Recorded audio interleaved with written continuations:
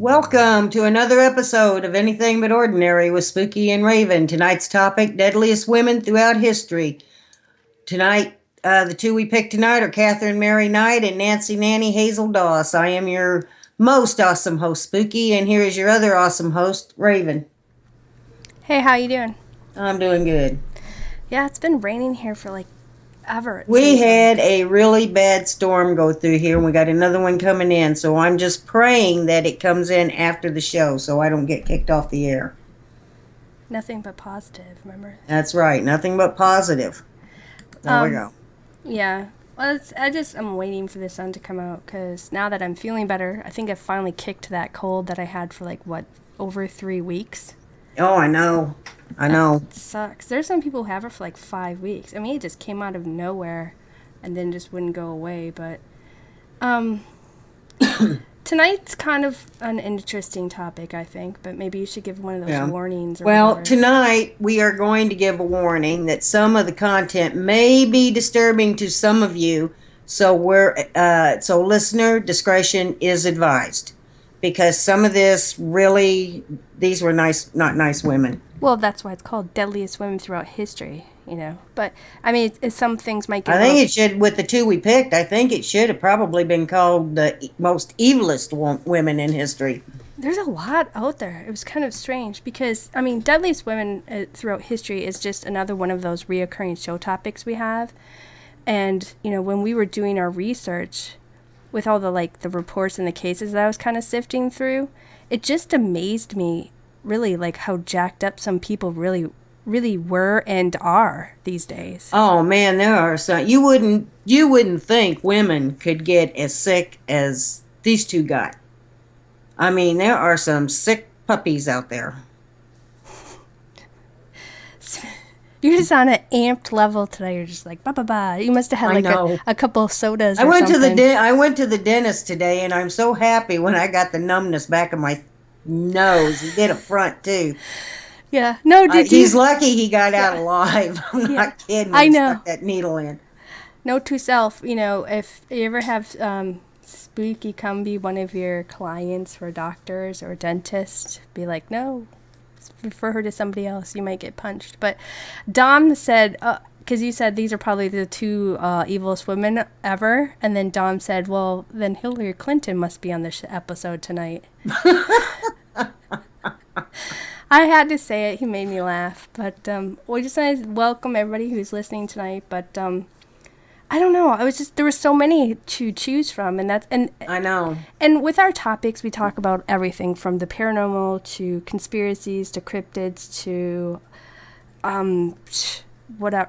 technology, alien stuff, you name it. Raven and I talk quite often, and we talk about anything and everything. So, and sometimes during these discussions that we have, we might hit on something and say, "Hey, that would make a great show topic." Right, reoccurring, but we also like cold cases, and we also find the human mind very fascinating, just because everybody is so different and so unique, and you know, when we're interested in a lot of different things, and not so much that we were into okay, killing's okay, that's awesome, that's not what we're trying to say, but we find the human mind actually extremely interesting, what makes a person turn into this, what makes a person do this or that or whatever, you know. So there's a multiple things that me and her talk about in general, and it's not just narrowed down, and that's why shows like this, Deadliest Women Throughout History, comes up, is because some of these things and just their mind and why they do some of the things they do, you know, with psychology, sociology, all that different stuff, you know, it fascinates us a little bit. And so that's why other people are interested into that type of stuff too. And that's why we do certain recurring shows like this. But, but topics like this, we realize are not for everybody. That's why we always give a warning. Try to give a warning at the beginning of the show, because we know that a topic like this is not everybody's cup of tea, so to speak. Right, yeah. And we try to do our best not to get 100% gory and graphic, but we still want to present the facts as they are. But, right. I mean, you don't know nowadays. I mean, if you walked... Excuse me. Are you okay? Yeah, I'm fine. No dying before we do the show. All these people are tuning in. I'll save it until after the show. Yeah. But you don't know, with, like I said, when I was going through all these different reports in these cases of all the different people that are out there, and it's like, if you could just walk by them on the street and you wouldn't even have guessed that the person you're walking by that could be a killer. It just amazes me how many people can have total like lack of emotions or empathy for other human beings. Right. And it just amazes me, because a lot of these people, these reports in these cases that we were reading to see which one we were going to pick tonight, these people looked extremely normal. It's I know, and you never assume. know, right? You never know about people that you're associating with, or you're just walking by on the street. You have, or even your neighbor, for that goes. I mean, you think you may know these people, but when in reality you just don't know what they're doing. Well, the guy standing next to you in the checkout line could be buying spices, not for food, but something else. But, just in the case for tonight with Nanny Doss, the person that I found, she looked totally normal, and she seemed to do everything that everybody else does, but you would never known that she was the serial killer that she was. And do you care if I kind of go first? No, go ahead. Knock yourself out. Well, I can't. I gotta stay over for the show. But Nanny, let me find. I think I got a picture here too. Hold on. A little off tonight because I was running around today. But Nanny Hazel Doss. She was also known by many as the Giggling Granny.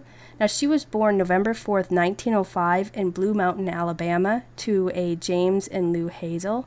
And she kind of grew up in like this rural area, and was said that her childhood wasn't, very easy, because they say her father had like many demands on his children and basically kind of controlled their freedoms. So they really, how other kids and everybody else could go do what they wanted? They absolutely had to do everything that their dad said. They couldn't just run off, go play with friends, or do everything else. Now, both Nanny and her 4 other siblings were kind of forced to stay and work about on the farm, and were often pulled out of school to do so, which left Nanny with like this really limited education, and she had really poor reading skills. Now, it was said that James Hazel kind of had like that's her dad, had like this temper, and some mentioned that he often displayed actions as though maybe he was crazy, because some people often questioned him in town, like, why is he acting this way or doing certain things. They kind of thought he was a little off kilter himself. But anyway, he was really hard on his children and his wife, just because he was so controlling, and just kind of, if it wasn't his way, he just kind of threw a fit type of thing. So it kind of gives you a background of what her childhood was like. Now, as she was growing up into her teen years, she kind of found enjoyment from reading her mother's romance magazines, and she especially loved the Lonely Hearts columns that were always in these magazines, and that's kind of like your personal ad section, you know what I'm saying? Yeah. Well, her father kind of control that he had over her and her sisters came worse because they became teenagers, and he at that time just started to control what they could and couldn't wear, and they were never like allowed to wear makeup. They weren't allowed to go out with friends to like social events or on dates or anything, and it's because he wanted to control them, because he didn't want them to get hurt by boys, because he knew what boys always had on their mind, blah, blah, blah, that kind of stuff. You know what I'm saying? Yeah. Or that was his excuse anyway. But at night, Nanny, when she was a teenager, she would often kind of sneak out, and she would go off to these local barn dances that they had back in the day when she was like 13, 14, 15. And that's when she kind of became boy crazy. I mean, she was already looking into the romance magazines and checking all that stuff out. Right. But now she's like, that's when she met a bunch of boys at these barn dances, and she just became obsessed with them. And of course, they enjoyed her too, because she was easy. So, which happened to not work in her favor, because by that time she ended up being molested by like several local men before she was even at the age of 15. But by the time she was like 16, Nanny Doss met and started dating this boy. His name was Charlie Braggs. And her dad actually kind of liked this guy, so he allowed them to kind of court, So they kind of dated each other for, I think, like 5 months, and then they ended up getting married in 1923, and that's when Nanny moved in with Charlie and his mother. because that's all there was for his family, was just Charlie and his mom. So, of course, they were going to go stay with her. Well, it kind of upset Nanny because it ended up being that Charlie's mom was just as controlling as her father was, and she was always telling what Nanny could or couldn't do either. So both Nanny and... so she left one controlling person for another. Yeah, or so she claims. I mean, this is what she was stating when, after the fact, when, she was brought to court and all this other stuff. But when Charlie and Nanny were... together in their marriage, they ended up having like 4 children, but their marriage wasn't a very good one because it was said that Nanny couldn't handle being a mother of 4 at the age of 16, which I think a lot of people have a hard time being a mom of 4. But she had them all 4 at once?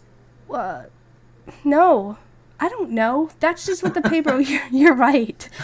I thought she got married when she was 16. No, when she was 15, 16. You're right. Well, I meant when she started at 16, and then as the years went on. Yeah, whoops. But I meant, when she started off being at 16 and then having her first kid and the next 3, she had them fairly quickly, like as soon as they could. It seemed like they came out very quickly from what the newspapers and stuff was reading. Sorry, it was a slip of my tongue, but that's a good catch, though. Everybody else was like, what? She was special. But, yeah, she couldn't handle being a mom so young, and she couldn't deal with her mother-in-law's bickering and stuff, so she took up drinking, and then she would often take off and go up to town and sleep with other men. And I also read that Charlie wasn't ever faithful either with her. So it was during 1927 when things started to go wrong, when 2 of Charlie and Nanny's children, which were the middle kids, they died not long after eating breakfast. Now, each child was like healthy.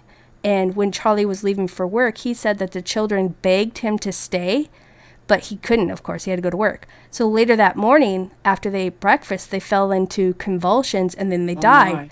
And then the medics came, and they said that it was an accidental death. But Charlie, he didn't believe it. I mean, he just had his suspicions. He thought she did it on purpose. But they did end up receiving like small insurance payment on the death of those 2 children. But after a while, Charlie decided that something wasn't right, so he took the oldest daughter, and her name was Malvina or something like that, and he left the infant behind with Nanny, but he took the oldest one, and he just beat feet out of town because he had a feeling that she purposely killed those children. Well, Charlie knew that there was something wrong with Nanny, but he didn't quite know what to do about it. And one site said that she said that the kids were just 2 extra mouths to feed in an already bad economy, and that it was something that she just had to do. He was smart, though, to escape from her when he did, or he probably would have been next.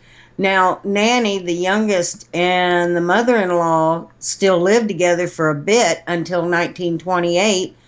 And then that year, Charlie returned with his new girlfriend and daughter.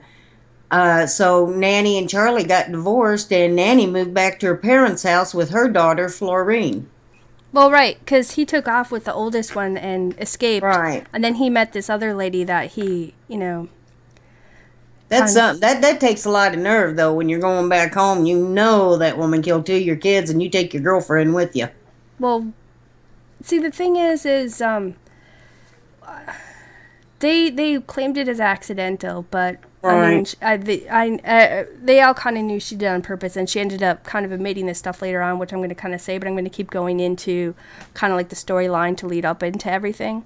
Yeah. But Nanny and her daughter Flora, the younger that we're talking about, they were living in Anniston, Alabama now, and she worked at this linen thread company for a while, and she got bored again, so she would often read over those Lonely Heart columns, and she would write to men that advertised in there. Well, one man named Robert Franklin Frank Harrelson, he was this 23-year-old factory worker who lived in Jacksonville. Well, they kind of started corresponding back and forth, and then he sent her poems, and she would send him baked goods.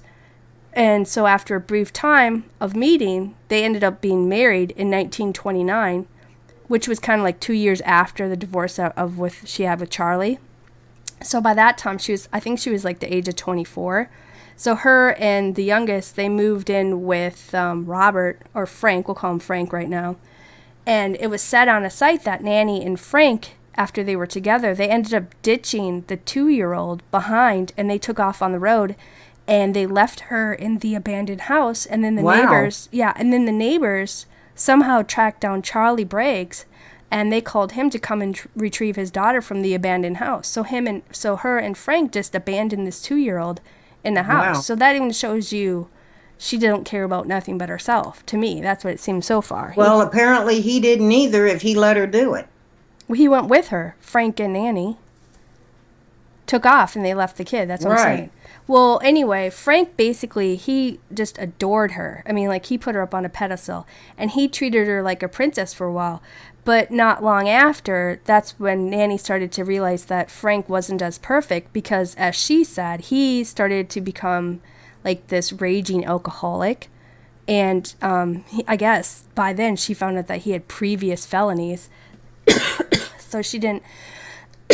Sorry, I don't know why I'm coughing all of a sudden. So all of a sudden, that's when her attitude towards him kind of changed. And they were just starting to have all these issues in her mind. And it wasn't until like 9 years later when Nanny finally got to see her girls again. And her oldest daughter, Malvina, she, by that time, had a little boy named Robert Lee Haynes in 1943. And then in 1945, she gave birth to a baby girl. Now, check this out. This is going to get really messed up here now. So Nanny went to go visit her granddaughter, right, that her daughter just had. And now, according to some of the newspapers that I was reading, it said that she killed the baby by stabbing a hairpin into the infant's brain, causing her to pass away shortly afterwards. Well, Melvina was, still out of it after giving birth and kind of hazy from the drugs that they gave her. Thought she saw her mother stick a hat pin into the baby's head. And when she asked her husband or sister if they saw that too, they just said that they saw Nanny by the baby and was telling people the baby was dead. But the doctors at that time couldn't explain how the baby passed away. Right. They didn't quite know what happened because she just had this baby. The baby was healthy. Everything was fine. And then Nanny comes to visit, and she hadn't even seen them for like 9 years or so. Right. And then a couple years of them just, or just a little while of them hanging out, she comes to see this baby, and she kills this baby right away. And I'm just like, what? I mean, on her first visit. I know. And so I'm like, okay, this is when it's starting to get really gruesome when I was reading the different papers and stuff. But so some time passes on, right? So Melvina, or whatever her name is, I'll call her Melvina. Melvina and her husband ended up getting a divorce because after the whole baby thing and then everything else, they were just falling apart from the stress and everything else. So then they split, and then she started to date this other guy, which was like a soldier. But for whatever reason, Nanny decided she didn't like him. She wasn't keen on him. And her and Mel would just constantly get in fights, Mel being her daughter, okay?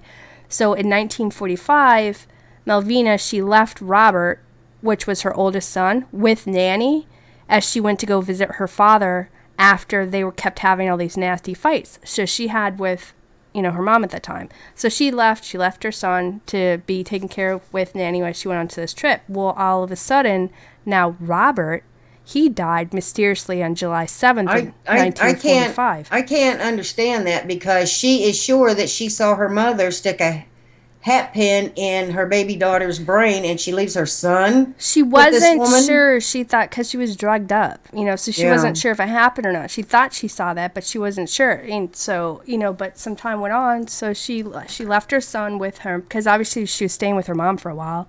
Yeah. So they got in a huge fight. She couldn't stand her controlling her nagginess or whatever they were fighting about. So she left her son there to go on a trip to visit her dad for a little bit.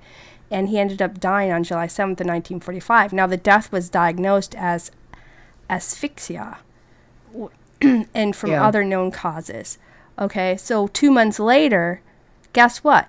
Nanny collects $500 life insurance that she had taken out on Robert, which is really weird, So after several years of marriage, she was still married to Frank at this time, okay? So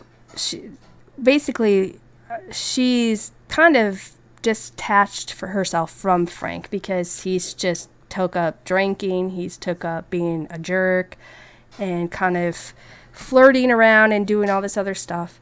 You know what I'm saying? Yeah. So she was kind of annoyed with him by this point because she just couldn't stand the way he was treating her. So, one night in 1945, Frank came home wasted after partying up with his friends who just returned back from World War II service. You know what I mean? Yeah.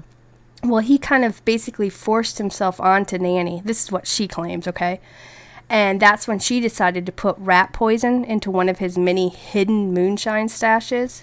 So on September 15th of 1945, Frank passed away from poisoning. That was a painful way to pass away. Right. So that's like strychnine. That's not an easy death. Right. So you have, July, August, September. That's 3 months. That's 2 months before the next person dies in that household. So you have Robert, who died on July 7th, and then all of a sudden you have Frank, her husband, who she's super annoyed with, dies on September 15th. To me, I think that would be a little suspicious if I was a cop back in the day. Oh, You know what I mean? Really? All these deaths surrounded this woman. Right. So, right, but not, I don't know. Me and you don't know personally if rat poison's like a really painful way to die, but I'm assuming it is, right? But anyway, Nanny... Well, rat poison has strychnine in it, and strychnine is, he'd have had an easier death if she'd have just poisoned him with arsenic. That's true. Anyway, so Frank dies, he gets buried or whatever, and now Nanny goes and takes off, and she goes to Lexington, North Carolina, and she meets a man there named Arlen Lanning. Well, after 3 days, they get married, which I'm thinking, that's really freaking fast. You know what I mean? Wow. So after she read his ad in the Lonely Hearts Club, they go and meet up, and then they get married after 3 days. Well, Lanning, too, guess what? He's an alcoholic and a womanizer. So during their marriage, Nanny would often go and disappear for days or months at a time because she couldn't handle him being an alcoholic and him going out and flirting with the ladies and being with the ladies. Well, I'm just sure when she was disappeared at those days or a month at a time, she was taken up with other men, But when she was home, she acted like the perfect wife. Well, in 1950, Arlen passed away, okay? Which at the time, they assumed he died from heart failure due to his heavy drinking. And so they did no autopsy was performed, So the whole town, they came to this guy's funeral because they liked him, So a few days after the funeral, their house, Nanny and Arlen's house burnt down to the ground, and Nanny got the insurance money. Well, if it I read that if it hadn't burnt down, the house was supposed to go to his sister because he didn't want Nanny to have the house. And that's probably why I think she burned it down, because the sister was supposed to get it right away after his death. Yeah, she was, because they were fighting off and on, and she would disappear here and there and stuff. So it wasn't the perfect marriage, but he obviously was suspicious of the way she was acting sometimes. Right. And he didn't want her to have anything of his stuff. So he, in his will, he wanted his sister and his family to get his money in his house and stuff. Well, when Nanny found out about that, she was super pissed, because she was already inconvenienced by his drinking and him not being the perfect guy.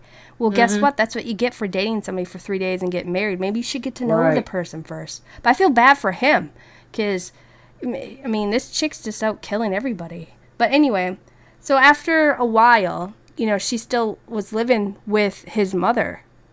So in 1953, which was like 3 years later, then his mom passed away in her sleep after being poisoned. Right.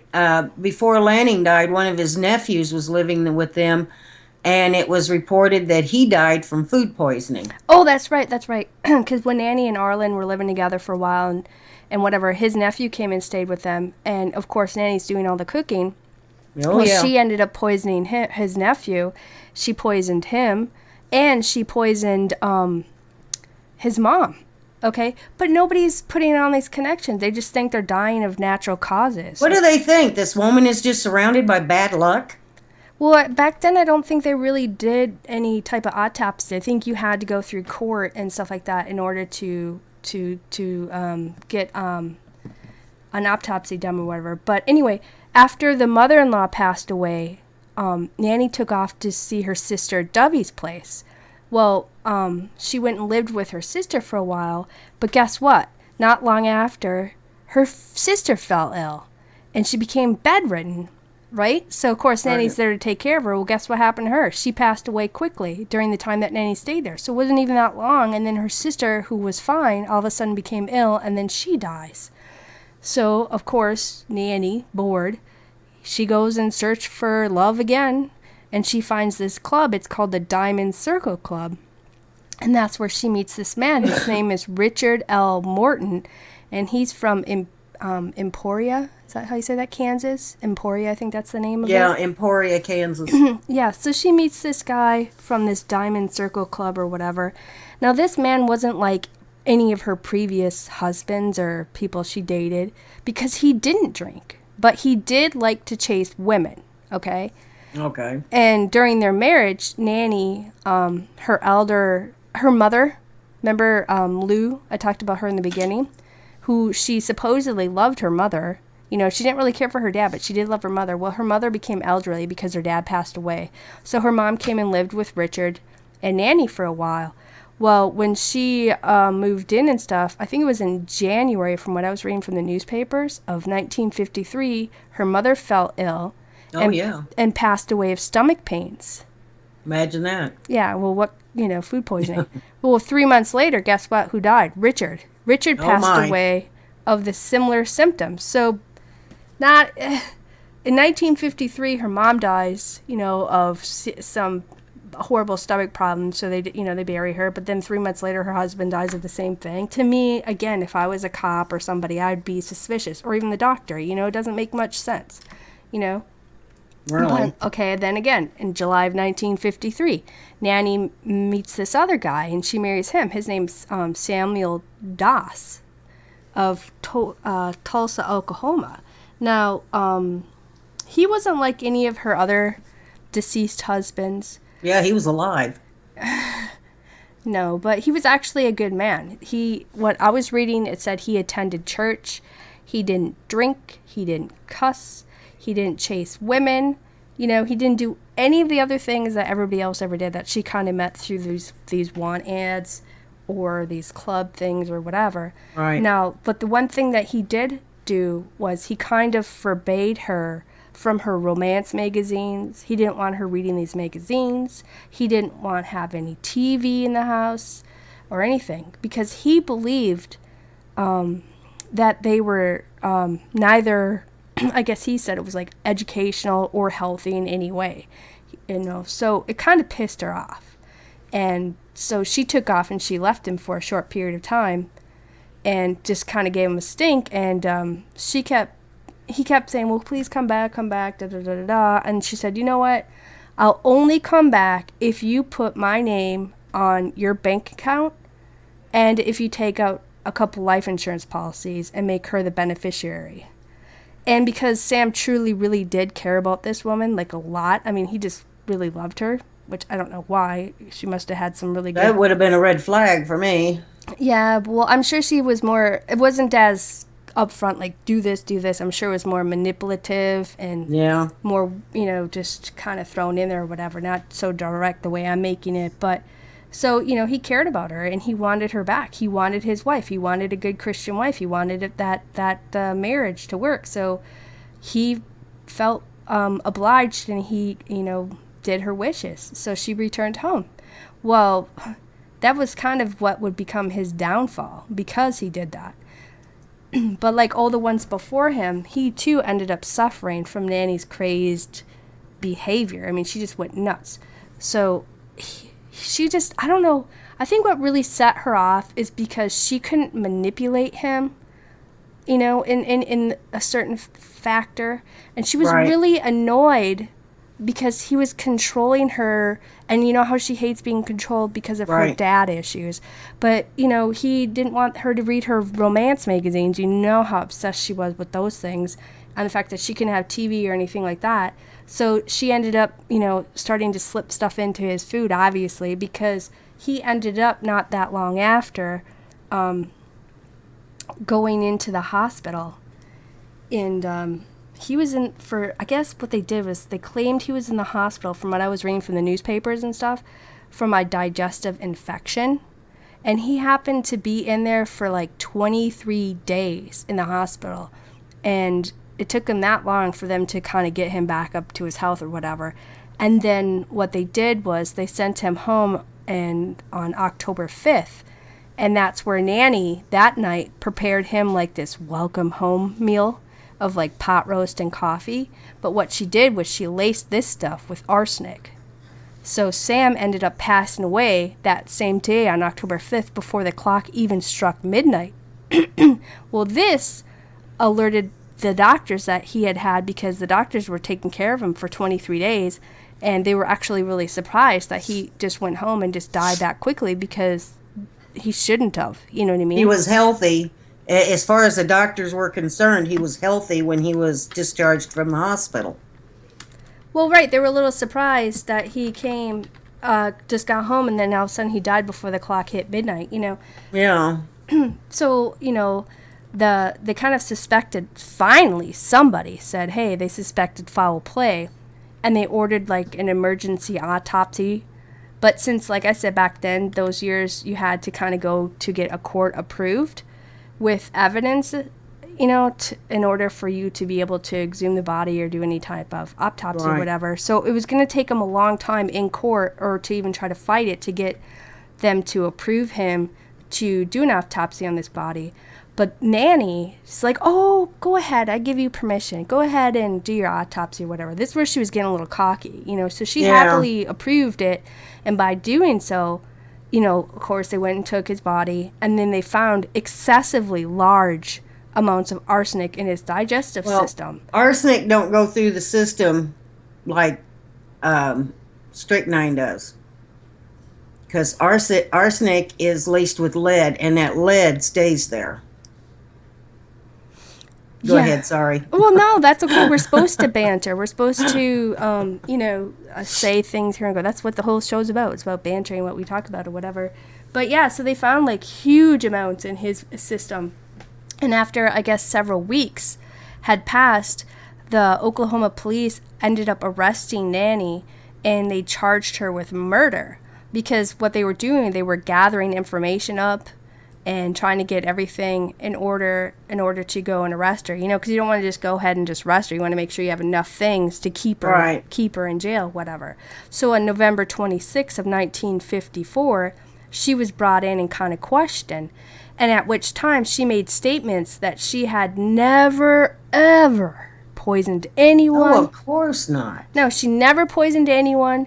And as they were doing this interrogations and all this other stuff, all she kept doing was laughing and smiling and giggling like a school kid, like just like everything was a big joke, and just it was weird. And if you look at, I didn't get all the newspaper articles because there's a bunch of them, but when you look at all the different pictures of her, you see her walking in and out of the jail, smiling and laughing with the people who, lawyers and all these different people. She's just having a gay old time, and just like, it was one of the most bizarre looking photos, all these different photos.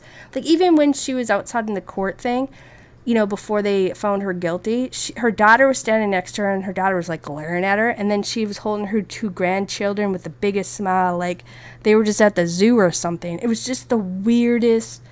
I just looking at all her photos and the way she was acting in all of them, it was like she got off on it, and she thought it was awesome. You know what I mean?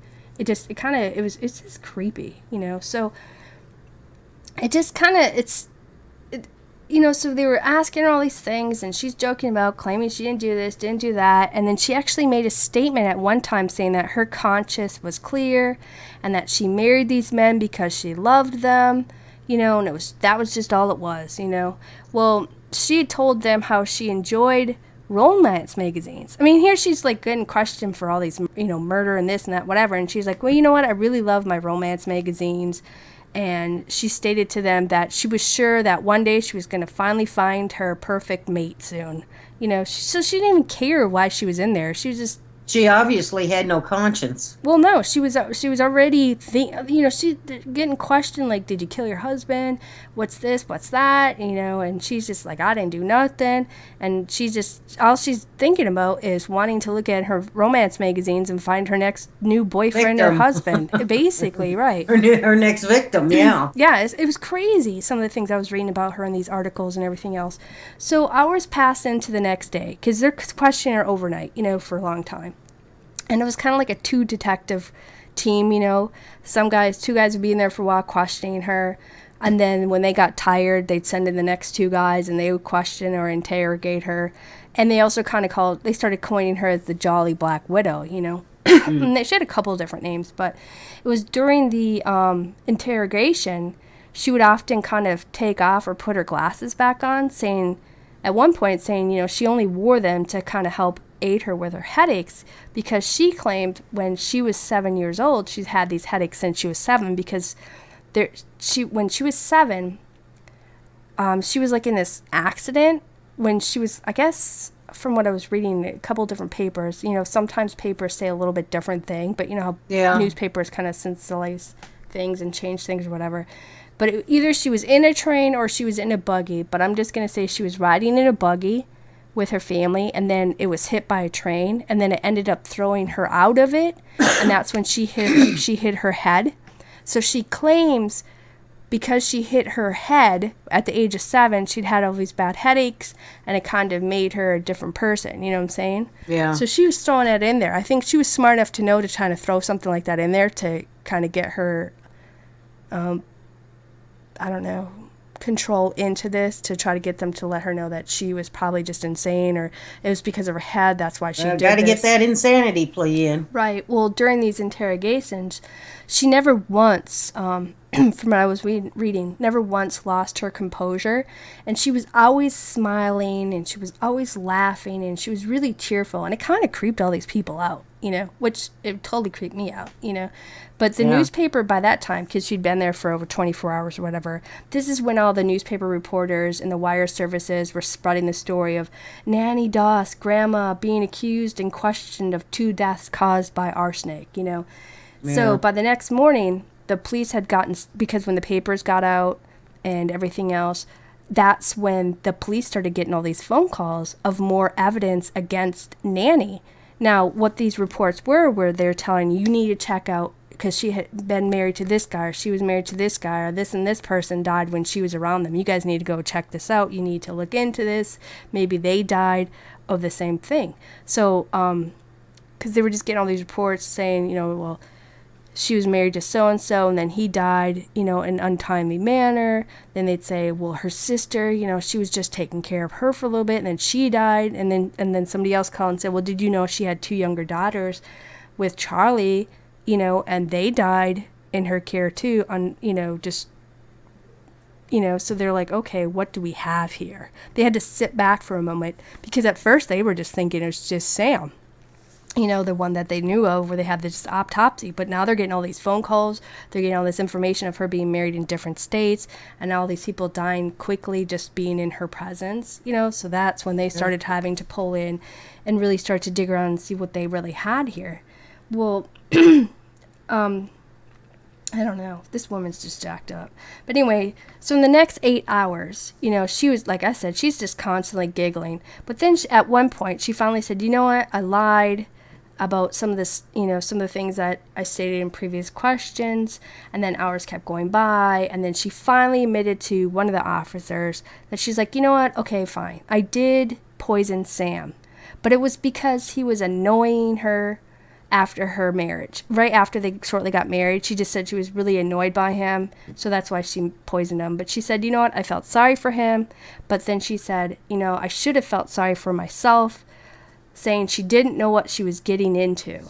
She said he annoyed her by making her go to bed early, And she said that he would make her go to bed right after it got dark, you know what I mean? Which I don't even know, 7, 6, 8, depending on where you are or whatever. So she was really pissed that he controlled her when saying, we're going to bed now. She said she was annoyed because she couldn't have a TV. She couldn't have a radio set. She said, I couldn't even have a fan in the house, you know, and he told her, you know, I'm a Christian man, you know, I've been a Christian man my whole life, and that she was going to be his Christian woman.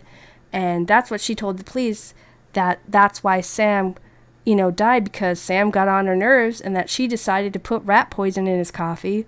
But she put too much in one time, so it caused him to vomit instantly, which ended up saving his life. Right. So that's why he went into the hospital, you know what I mean? But so she would go and, you know, take care of him while he was in the hospital. But then when they, you know, but she said when she was visiting him at the hospital, she claimed he kept getting meaner and ruder to her and everything else. So that's when she decided, the night that he returned from home, that she was going to poison his food. She just said, well, he was just a dick in the hospital to her, so she was just going to poison him when he got home, because he just, you know, treated her so bad, so he deserved what he got, kind of thing. And I was just like, this is what she's telling me, please. We may never really truly know the exact truth of what these relationships were, you know what I mean?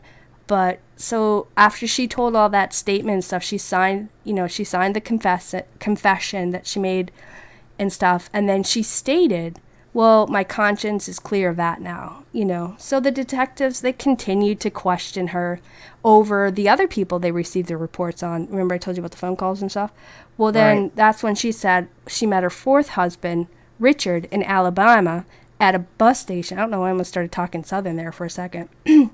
But she met him at a bus station, and he was 69 years old, and she admitted to poisoning him as well. Now, her reason why she poisoned him was because he made her mad because he was flirting with other women. She's like, screw you, you're dead, and poisoned him. So she signed a statement and smiling again, stating her conscience was clear of that too, you know. Well, she collected 5 life insurance policies on Richard, a total worth of $1,400, which at the time would be like 10 grand nowadays. Yeah. It makes you wonder how many life insurance policies she had taken out on every single one. I would just about imagine she collected a life insurance policy on just about every one of them. Well, when I was reading all this stuff, I don't know if she was actually really looking for love, because when she was with these guys, she'd end up taking off and sleeping with other men in the town at the same time, or she would be pursuing men in the love column anyway. So it's not like she was really, I don't know, maybe she, in some sick way, she thought she was looking for love, but at the same time, why is she taking out all these life insurance policies? Well, my personal opinion is, I think she found an easy way to collect money. Marry someone, poison them, marry someone, get a life insurance policy on them, poison them, move on to the next. Wasn't there something in there said about life insurance on another one, which was like $500? Yeah, you don't know how many life insurance policies, how many of these people that she had life insurance policies on. Like I said, it's my personal opinion. I think she just found an easy way to collect money, to get money.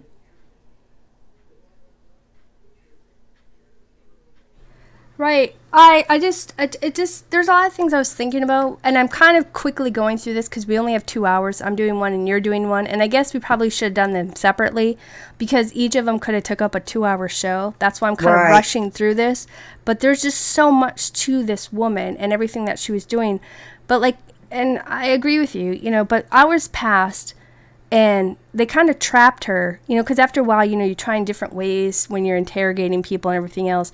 And they ended up trapping her with her words. So then they ended up getting her to finally confess to murdering her third husband, Arlie, which she married to him for, I think I read in the paper, 5 years. Now, she claimed he crossed the line with her when he took up with other women. Now, I don't think he was the drunk. He was just, you know, cheating type of dude, you know what I mean? I think he was the one. He didn't drink, but he chased women. Right. So after that, she said, well, I killed him because he took up with other women. So she claimed, we don't really know. So she signed that statement with the same response like the first two, that, her conscience was clear. So she soon did confess to killing her second husband, Frank. Now, Frank, she claimed at the time, was her first murder, which we know wasn't. Her kids were, right. remember? But at the time, the cops didn't know this, right? So she finally, because they must have been tag teaming her for a long time, just trying to get her to wear her down, get her tired, get her to admit all these things, you know what I mean? Right. So she claimed, well, Frank was her very first murder, but she said she killed him because he was a drunk and a jailbird. Now, according to some sites that I read online and some papers and stuff, she said, this is what she was saying, one Sunday I was at my mother's and Frank's brother showed up stating that Frank wanted to see me. Well, Frank had been out all night before drinking. Now, she went with the brother to the edge of town where she found him passed out from too much to drink. Well, after driving home and helping him inside, she states that he said this, he wanted me to go to bed with him and I refused. Well, Frank then replied, my God, woman, I may not be here next Sunday to go to bed with you. And after thinking about what he said, she said, I went and got the whiskey bottle out of the flour bin and in the kitchen, and she said she poured poison into it. And she said, I thought I'll just teach him a lesson. Yeah, that's what she thought, really. I'm just going to teach him a lesson. Whatever, dude. Anyway, the next morning, she said the bottle was empty and Frank was sick all week. By Sunday, he was dead, which was weird because he claimed when he was drinking, I may not be here by next Sunday. Well, she made sure he wasn't there by next Sunday. Yeah, she sure did. Anyway, when the investigator asked her, how's your conscience now? And she replied, clear, and was giggling and smiling even more.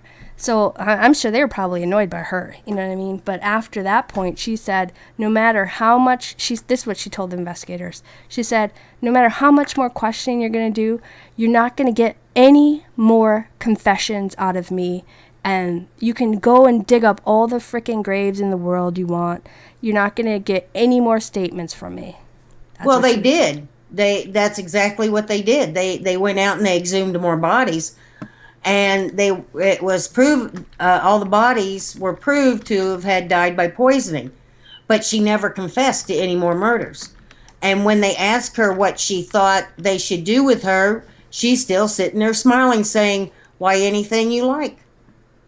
And anything that they do was perfectly all right. Anything they did was perfectly all right with her.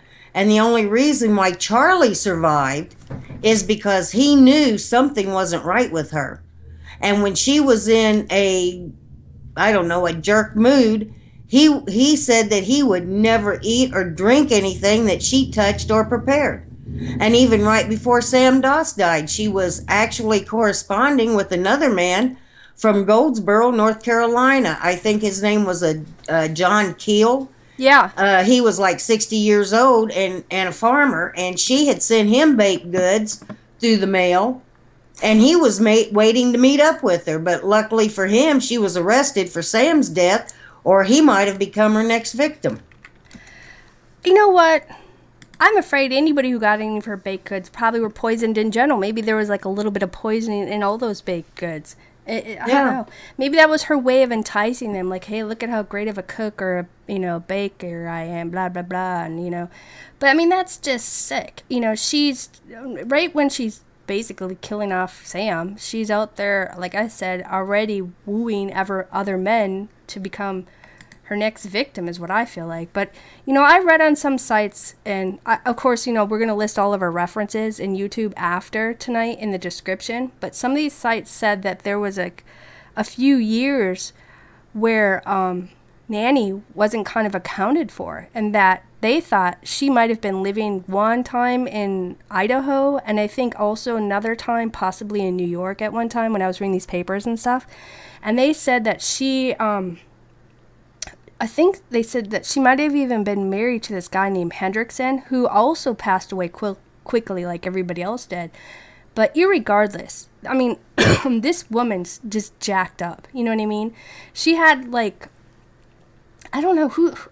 I can't even put my mind frame into somebody like this because that's not how we are. But it's just like the authorities said the whole time when they were speaking to her and when she was confessing, she was giggling and laughing and she was smiling as she was telling these events that led up to their deaths. She showed no empathy. She had no compassion for any of it. But anyways, she appears... she's just jacked up, you know what I'm saying? Yeah. So she finally goes and appears in front of this judge. You know, I think his name was Judge Elmer Adams. Now, she pled guilty by the advice from her court-appointed attorney, Gordon Patton. Now, when the judge questioned her, stating that if she entered a guilty plea, that she was going to lose the right to a trial jury and that she could be sentenced to death by an electric chair or life imprisonment, and her reply was, I plead guilty. So it was, I think it was sometime, if I remember right, either like April or whatever. I think it was in April. That's when the jury ruled that Nanny Doss was sane enough to stand trial at that time. But as far as her sanity during the killings was never decided in court. Okay? Right. So they're just saying at the time when this was occurring, they believe that she was sane enough to go through it, you know, but right. The state I can't even talk. I can't even say. Psychiatrist. Thank you. I don't know why that word was stuck in my mouth. He declared that at the age of 50, how old she was right now, that he deemed her as insane, and he thought she should continue and be recommitted to an institute for further care and treatment, because during this time was passing, when she was in jail for a little bit, they ended up sending her to an institute during the time before she went before the judge and everything else, and he was treating her, and who knows what she was saying in there and acting like in there. Right. You know, but he believed that she was insane, and he thought it would be best for her to go back and be recommitted, and that it'd be better for her to never be released, because if she would be released, she would certainly kill again, which I believe 100%. I mean, absolutely. I believe she would have. Yeah. So I think it was, if I remember reading the paper right, I think it was June 2nd, 1955 is when she was sentenced to life in prison forever, you know. Right. But she was sentenced only for her fifth husband, Samuel L. Doss's murder, and that's what she went to prison for. And the judge made a statement that it would be in poor taste for him to have Miss Doss be the first woman sentenced to death in Oklahoma. Thus, that's why she got the life sentence, you know, because he didn't want to be the first one to execute a woman, you know what I mean? Yeah. Or put the word out. But anyway, she was taken away to prison, and when she was being taken away to prison, she told her daughter to take it easy and not to worry, because she wasn't worried, and she was laughing and giggling and smiling as she went off to jail. I'm sure. She thought she was going to the prom. No, I don't know what she thought. But this woman just, I have no idea. But just, I'm quickly summarizing this to get it all in the first hour, but there's just so much to this, and reading all the papers and everything, it's just... I hope they didn't put her to work in the kitchen. Oh, you know what? That's funny. But when she was actually in the prison, she was really annoyed because she didn't like the job that she had, and she requested to work in the kitchen. But of course, they told her no. You know what I mean? You're like, yeah, really? You're not working in the kitchen. We know why you're here. You know what I mean? Yeah. She worked, but at that point, I think it was after a couple of years, she kind of regretted having a life sentence, and she actually wished that they would have put her to death instead through the electric chair. But the State Justice Department of North Carolina, Kansas, remember, and Alabama, with the other guys, they also did, they also did charge her with murder, but they never did try. I think the reason they didn't try her was because she had already gotten a life sentence in Oklahoma. Right. And probably back then they figured what was the use, because she'd probably get the same thing there. Exactly. But I mean they still charged her, so that way if anything did come up where she ended up getting out somehow, then they could go after her, blah blah blah, all that stuff, you know what I'm saying? But I think it was in 1965 that I read she ended up getting leukemia. And then she ended up dying at the age of 59 in the prison hospital ward. And then she was ended up buried, I think, in Maple Grove Cemetery in Russellville, Kentucky. Now, many, I think, people summarize, they believe the reason why she did all these killings was because she was motivated, which you said too, by collecting the life insurance policy. You know what I mean? I believe that. I I do believe too. that's what it was. I think it was a huge part of it. I mean, she was, I don't even, a guy could breathe on her the wrong way, or anybody could just be like, and then she'd be like, fuck you, you're dead. Oh, sorry, I didn't mean to swear. I don't, you know, we swear. Raven! I know, I'm sorry. We try hard not to swear on here. I apologize. But she's, you know, somebody just, you know, looks at her funny, or somebody taking too long in the grocery line, or whatever. It seemed like everything set her off so quickly, you know, that it wouldn't take much for her wanting to kill you. Well, you know, if she did all of this because she was annoyed, I can only imagine what she would have done if she was absolutely pissed. Oh, well, that's probably... She'd have probably dismembered them. You know what? I don't know. I guess if she did at one time, she would. But, you know, sane or not, this woman clearly killed anyone or who annoyed her. You know what I'm saying? Right. And it just, and her, that's the main thing. Everybody's giving me thumbs up for swearing. But everyone, you know, I guess it's... I think her main motivation, like you said, was to collect the life insurance policy. Right. But I think what really just kind of set her off was just any type of annoyance. I really think that's like was her key push. I think I think button. there was some insanity there too, because you know, insanity is hereditary. Her dad was insane. You know, there's no telling how many members of that family were just not right.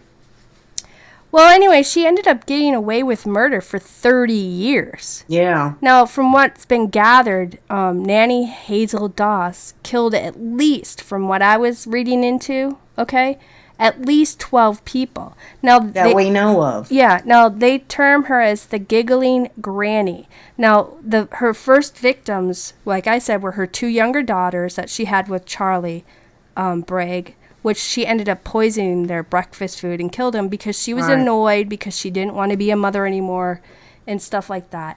Her second, or it should really be, well, 1, 2, but they consider that the first. But the second murder that she did was her husband, Frank, because he was a drunk and a womanizer. Her third was her infant granddaughter when she was just born. Then you had, the next one was Robert, her grandson. Then her next husband, Arlen Lanning, which was her third husband at the time. Then you had Sarah Lanning, which was her mother-in-law, which was his mom. Remember, she poisoned her. And then she ended up poisoning his nephew, too. And then you have her sister, Dovey. She ended up dying. Then you have her own mother that she ended up poisoning. And then she ended up poisoning Richard Morton, which was her fourth husband, and then got Sam Doss, which was her last husband. But, you know, she told everybody to the end she never killed any of her own blood. But she did. She killed her kids. She did. She killed her mom, and she killed her sister. But she claims she never poisoned. She killed 2 grandchildren. Right. But she claims she never killed them, although you can go and find out that she did through the autopsy and everything else they did. But she would not ever admit to that. And maybe she had some weird conscience, like, if I don't admit to it, it didn't happen. But it did happen. She did do that. Now, Nanny Doss was a serial killer born November 4th of 1905, and killed anywhere between 9 to 12 people by arsenic and strangulation. She pled guilty on May 17th of 1955, but this story should be a lesson to be out there for everybody who's listening, I think, just to be careful when you're answering personal want ads, you know what I mean? Because you never know who you're corresponding with online or anything nowadays. And it just seems to me that nowadays the world has a lot more narcissistic socio or psychopaths in it than maybe back in the 50s. But definitely, you know, Nanny Doss is like the key, you know, poster thing for men and women to be careful of who you pick up online or who you go out on a date with that you don't know, because you don't know, they could just be psycho and kill you in like 3 days, you know? Right. Do you want to go and take your quick break before you do your next hour? Yeah, I do. Okay, you guys, we're going to take like a quick 2-3 minute break, and then we're going to do the second half of Mary Knight that Spooky has. So if you guys want to get a drink, a snack, or have a cigarette, we'll be right back. Please don't leave. Thank you for coming and sharing us, and we'll be right back.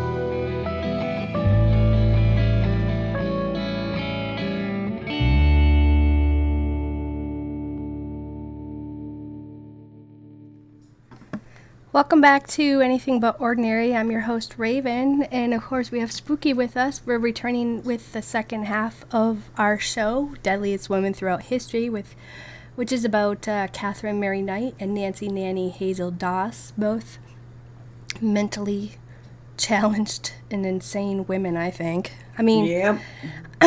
We thank everybody for coming in and for sharing with sharing our show with everybody else and sticking with us for the second hour.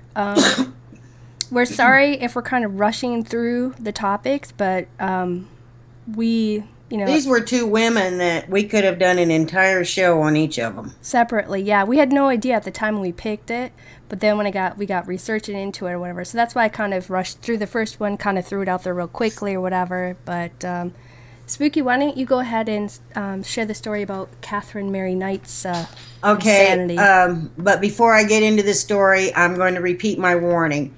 There are some very gory details, and if you are sensitive or easily offended, I recommend listener discretion.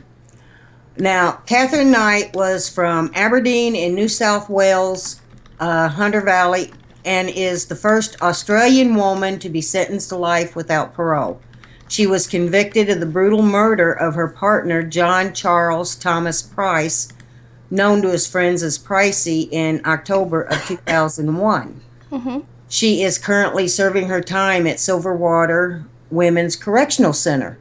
Now, Katherine Knight is not a household name in Australia, even though she should be. This woman has been labeled the real-world female version of Hannibal Lecter. Wow. This kind of gives you an idea of what way this story is going to go. What you're going to go into, yeah. I didn't read about this one. I read about the other one, so this should be interesting. I read a little bit about her, but I didn't go into all detail like you did. Well, not only did this mother of four kill her lover in a stabbing frenzy, she skinned him and cooked his remains in a vegetable stew, and she even set the dinner table and left vindictive handwritten notes for his children beside their placemats. And worse still, she hung his skin from a hook in the living room. See, this kind of, because a lot of people think when women kill, they're only using arsenic, but that's not true. There are some out there. That's not true. There are some really, really, like I said before, sick puppies out there. Yeah, and it don't matter. You know, you can have, it don't matter if you're a male or a female. They're just, some people just got some off balance in them. And it makes you wonder, okay, what makes somebody into a killer? Are they born this way? Or are they trained this way? Is there some kind of sexual or physical abuse that creates them to become this way? Or some people even say maybe they're possessed, you know what I mean? And then they turn into killers. Because there's people who claim they were possessed too, remember? So, but right. We don't really know what drives somebody to snap and go on a killing spree, or what are these people thinking about all day long, or just, well, this woman, I really don't care what she was thinking. No, but I'm just saying, the reason why people are interested in some of these topics is just because of the human mind and stuff like that, right? Or just also too because the gore, whatever, everybody's a little different. But the fact is, what I was kind of reading, most Australians, I don't think they even heard of her, because most of the journalists, I think, or the newspaper people that were assigned to cover this gruesome case, from what I read, they all came to the conclusion that Knight's crime was like too freaking shocking that nobody could stomach the gory details. So the story really had no newspaper for it to publish it, you know what I mean? And the news media kept it kind of like off the air. They didn't even want it out there because it was so messed up, like you just said. Now, even the video footage of the crime scene is locked away for like ever. Nobody's ever allowed to see, or they ever going to even release it to the people to check it out, because it's just, like you said, just really messed up. Now, in fact, the police officers who had the misfortune of being the first ones there at the scene have complained years later of still being really affected by just the horrors that they saw.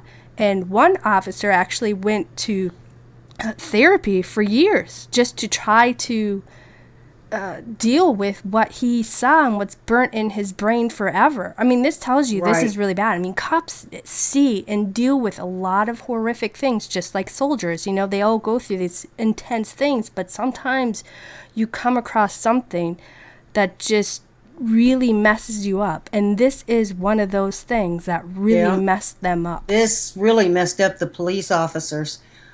She was born in October of 1955 in the New South Wales country town of Aberdeen.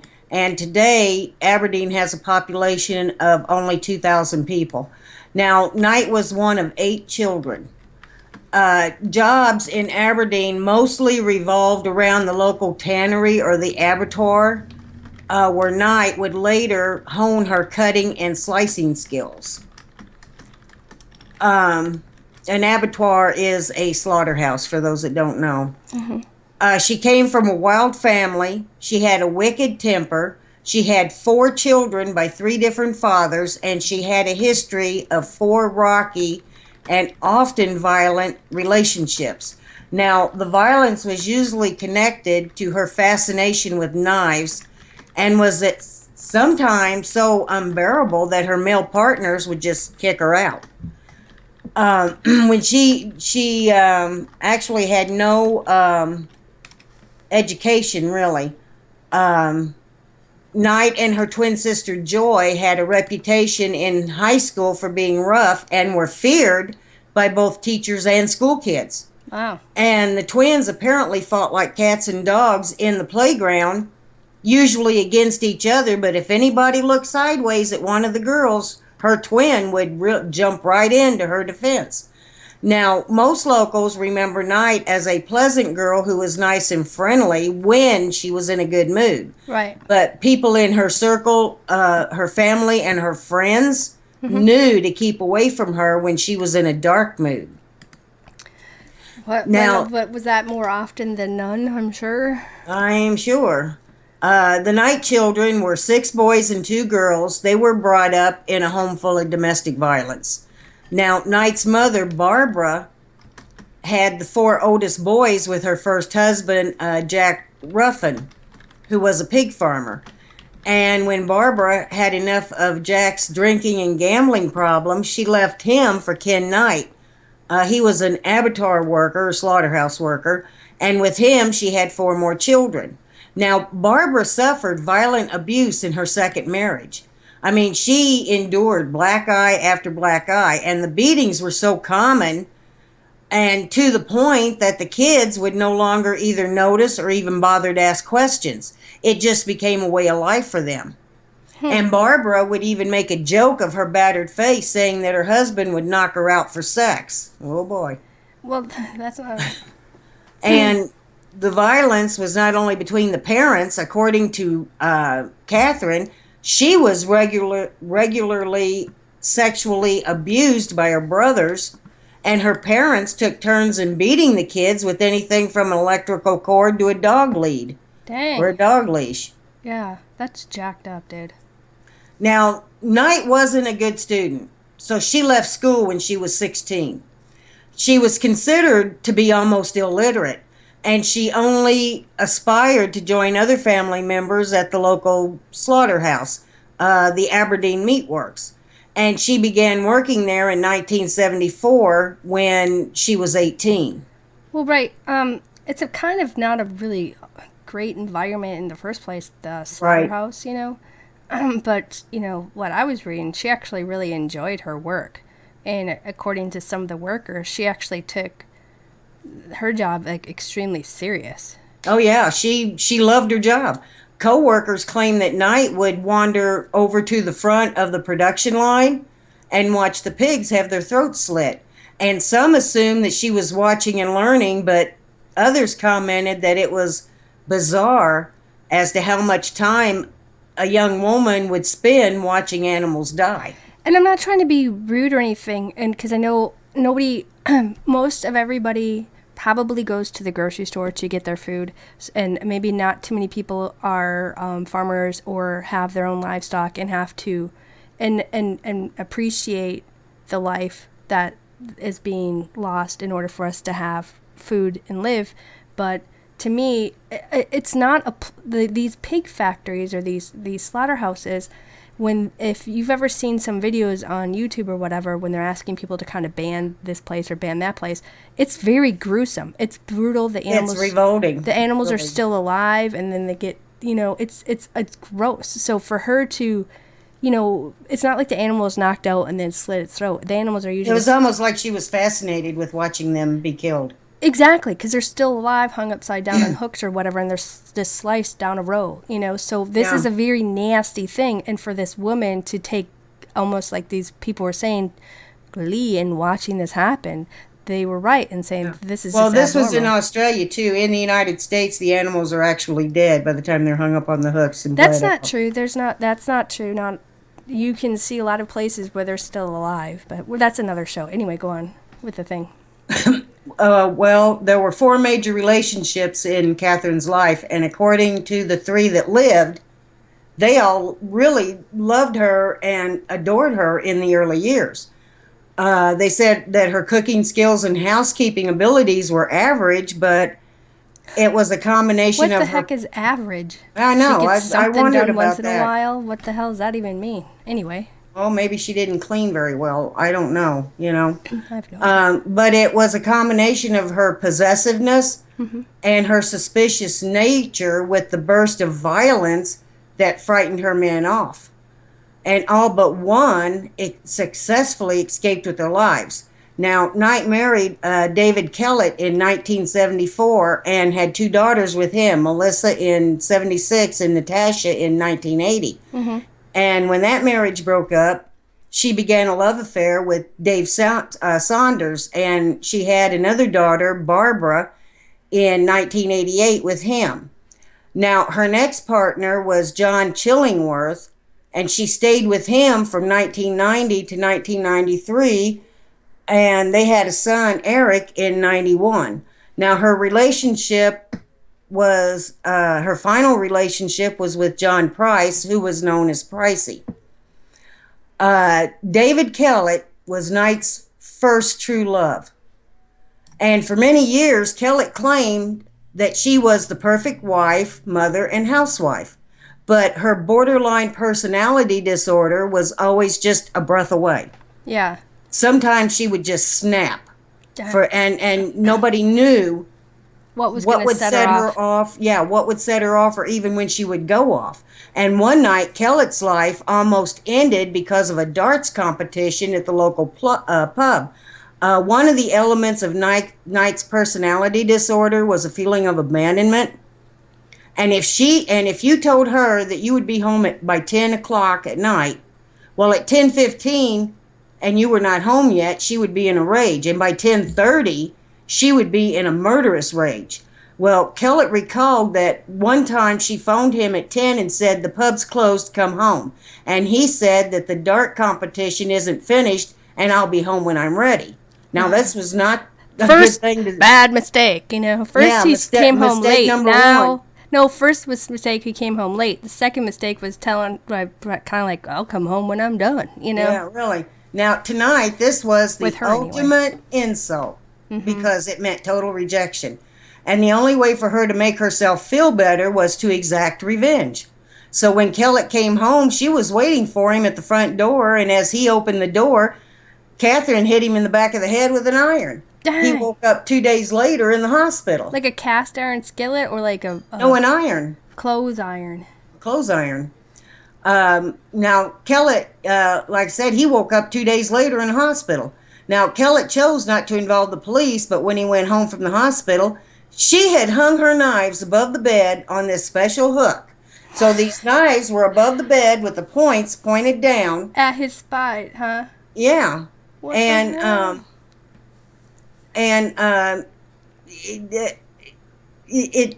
her knives were her most treasured items.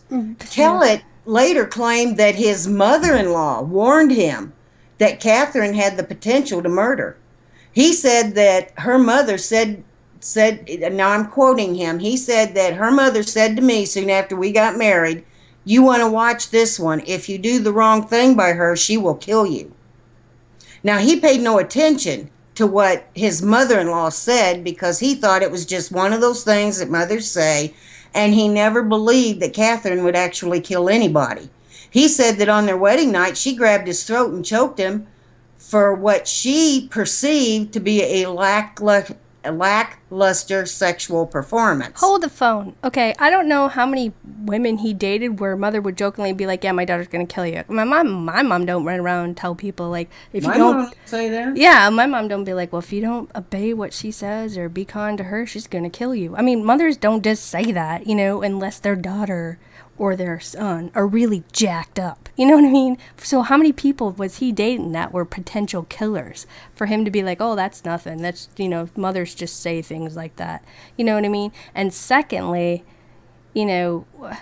she's pissed off because he sucks in bed. So she already started to kill him the first night. Well, a few nights later. If I was him, I would have left.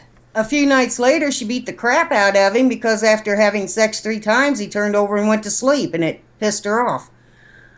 In 76, they had their first baby, Melissa, and while Melissa was still a newborn, she came close to losing her life after she was left on the railway tracks. What? Now, yeah, people assumed that Katherine had left her there, but luckily a local man found the baby just minutes before a train was due to arrive. Well, how else did the baby get there? It's not like it ran and said, I'm going to hang out on the track and... Yeah, I know. Well, strangely, nobody reported Knight to the police. What? And it was around this time, though, that Kellett fled for his life. Because Knight, who was struggling as a single mother, was spotted going crazy with an axe, swinging it at anybody that came near her.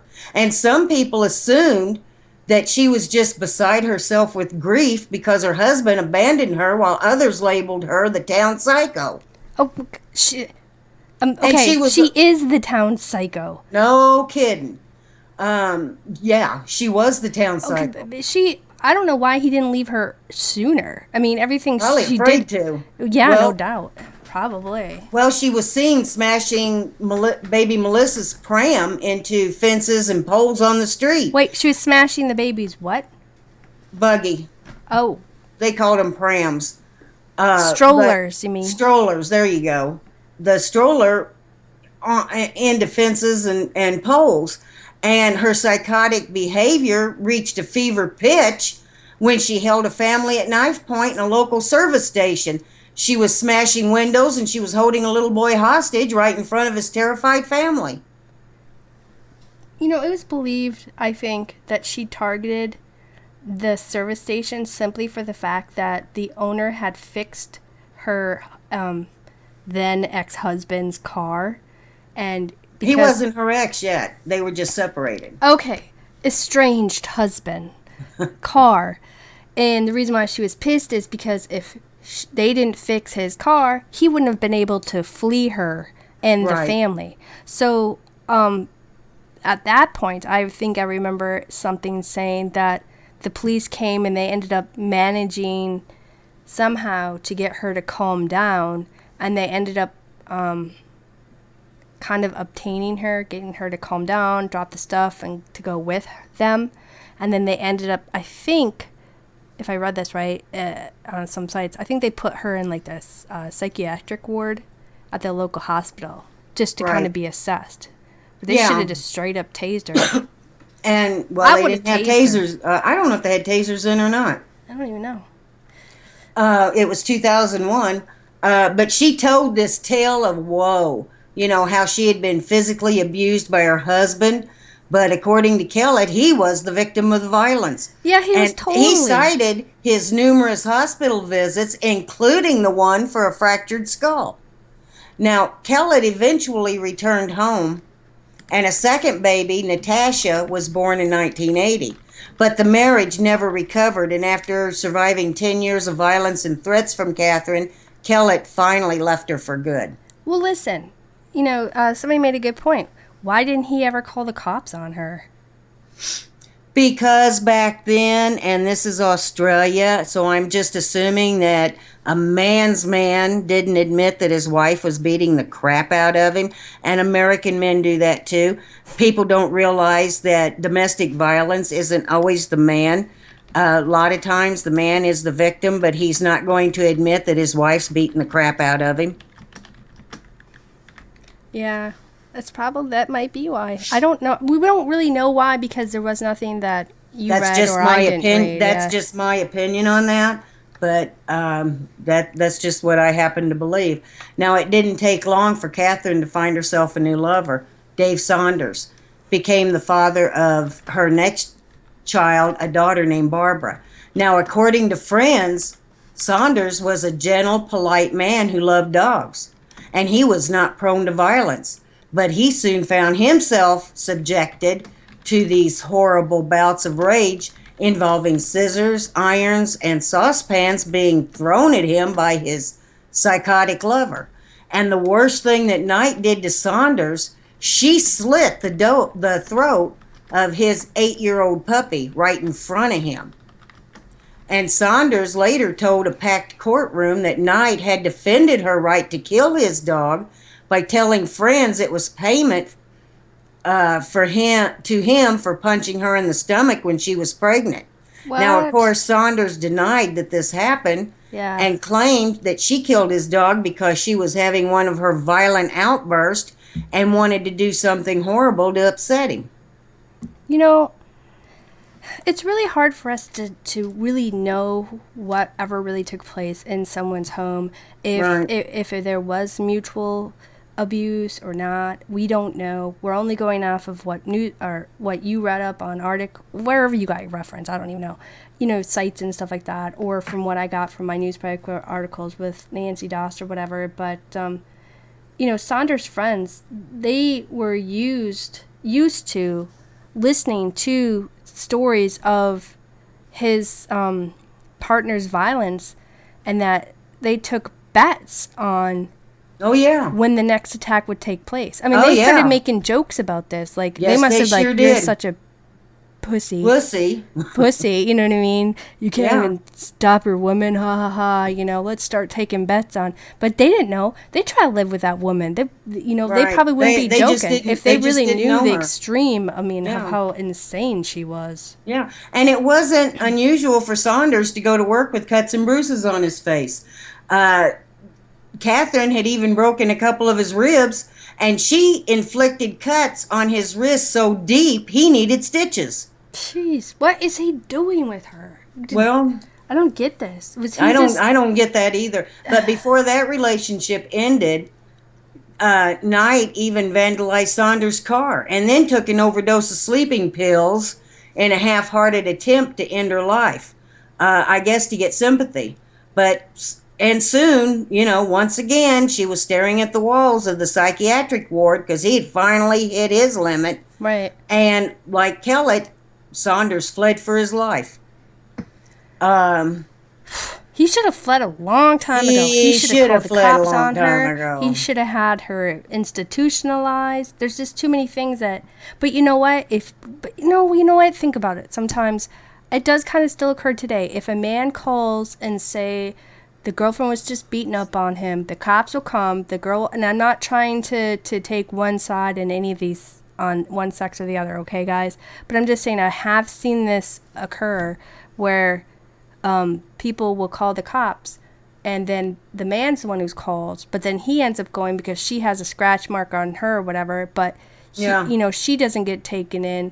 In domestic violence, it seems like unless the woman is really, really psychotic and you can tell that she was the aggressor, the cops will side with the woman because I don't know why, but it's men do I get have a theory on that too. They see this big burly man and this little bitty woman, and they can't believe that this little bitty woman's beating the crap out of him. And that's probably what his friends were doing about her too. Yeah, but it does happen. Men end up going to, absolutely, because they'll take this beating, and then they finally push her off or get upset or restrain her, and then they end up going. But then there are times when they both go in for domestic violence too.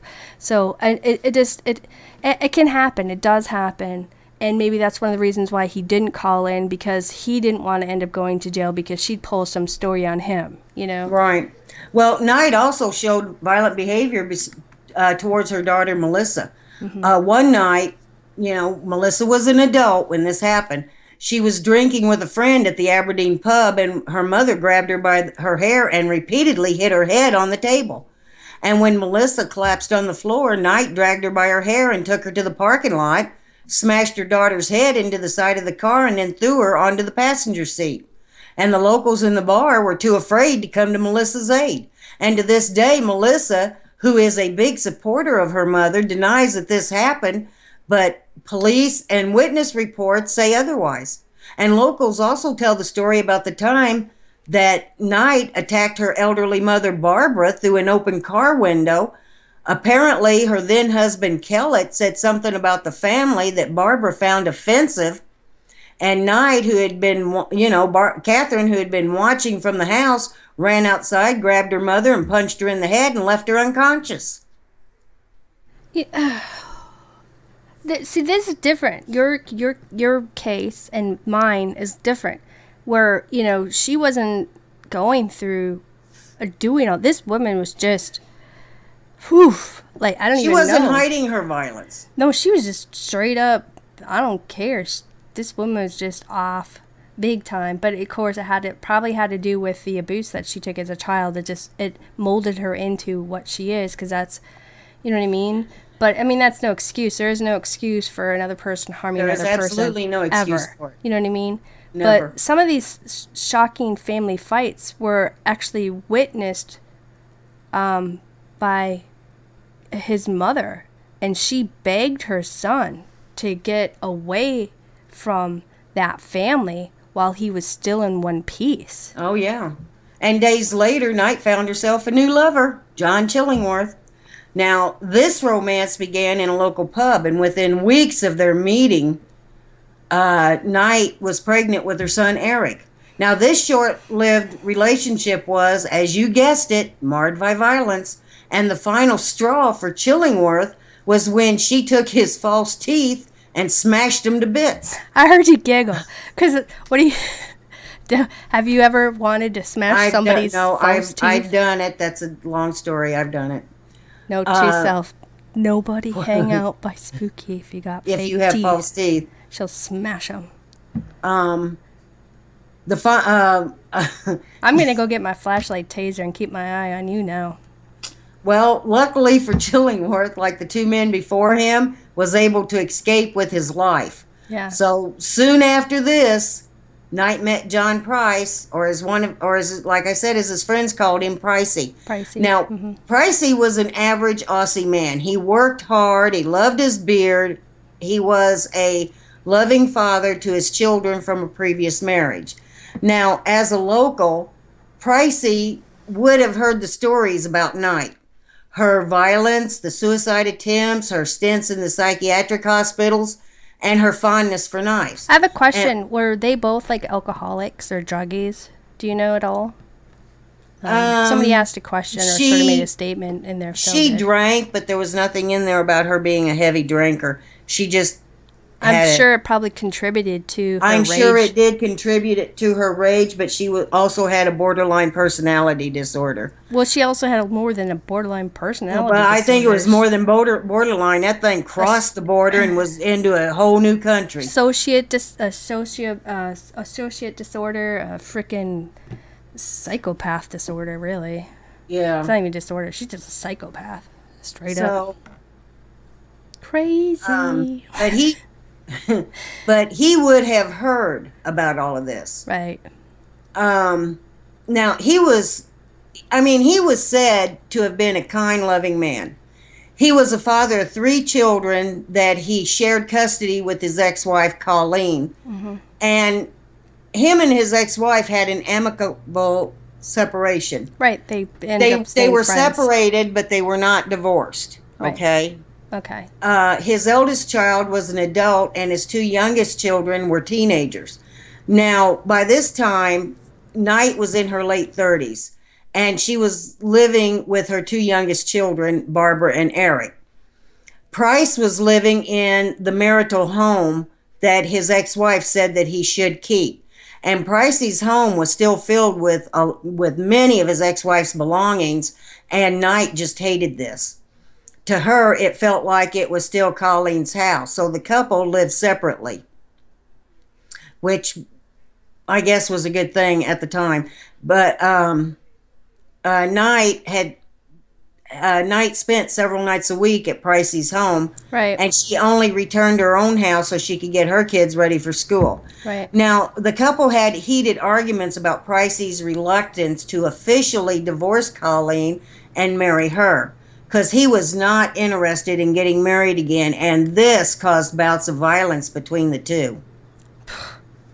Like there wasn't a bunch of violence already, in general, but all the way around, in this whole story.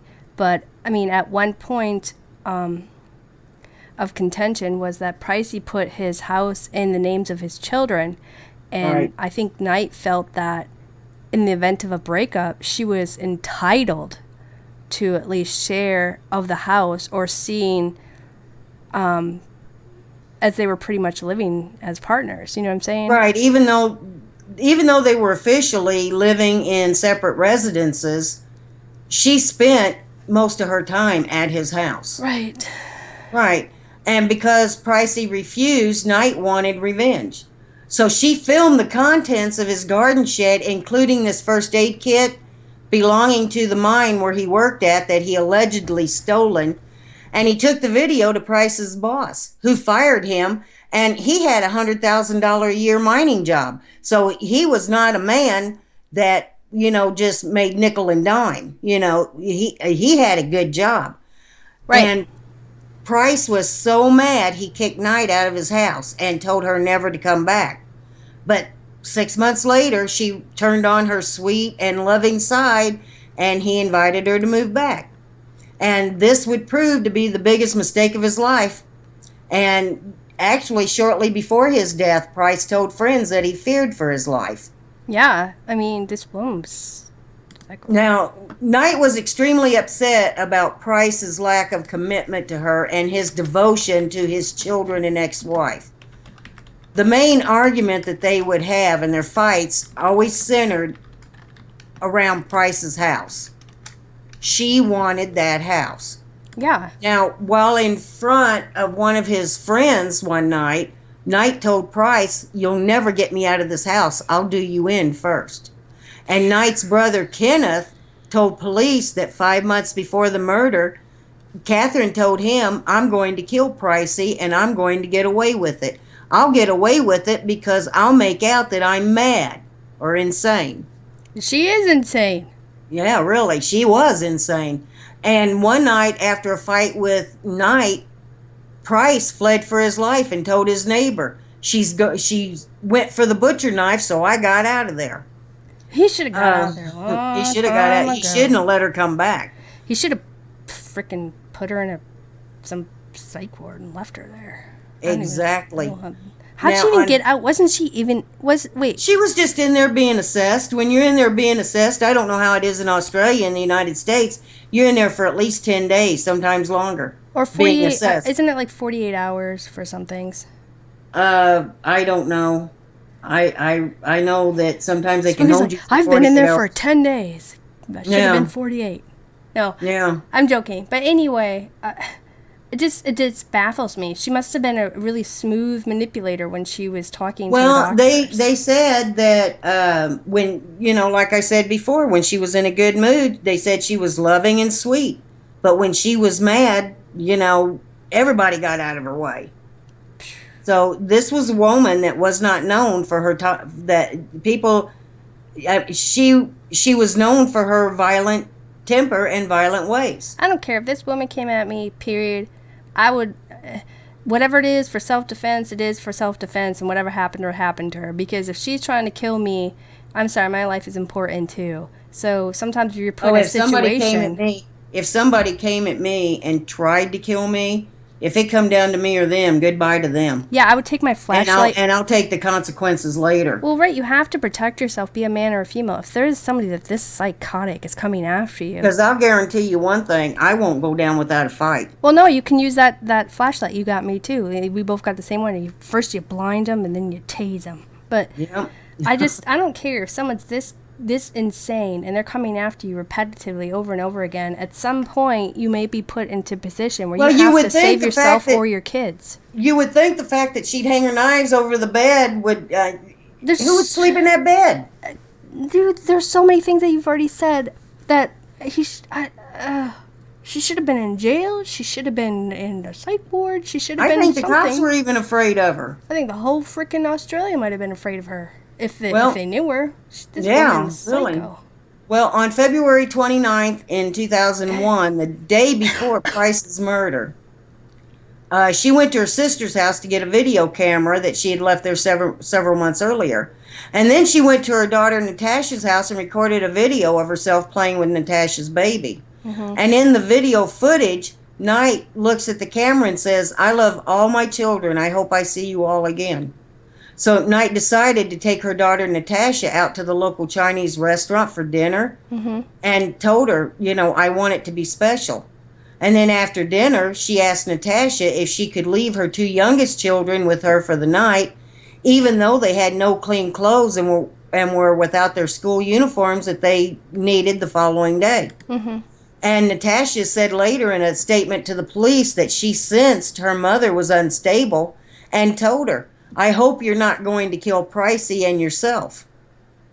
Now, Knight said goodnight to her daughter and drove to Price's house where he was already waiting in bed. And she knew Price's children were with their mother and that the couple would be home alone.